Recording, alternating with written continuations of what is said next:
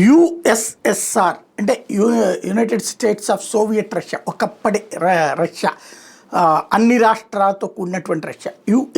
USSR మధ్యన వారు ఉండేది. అప్పుడు యుఎస్ఎస్ఆర్ని బలహీనపరిచినటువంటి అమెరికా సక్సెస్ అయింది, రష్యాని ఏకాకిగా మిగిల్చింది.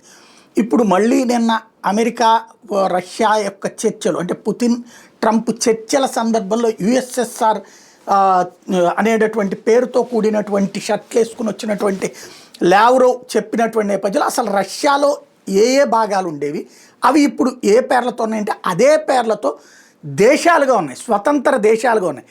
Armenia, Azerbaijan, Belarus, Estonia, Georgia, Kazakhstan, Kyrgyzstan, Latvia, Lithuania, Moldova, Russia, Tajikistan, Turkmenistan, Ukraine, Uzbekistan.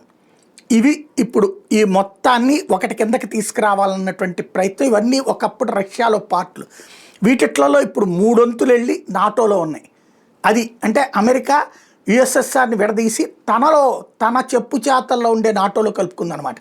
దాన్నే రష్యా ప్రతిఘటిస్తున్నటువంటిది.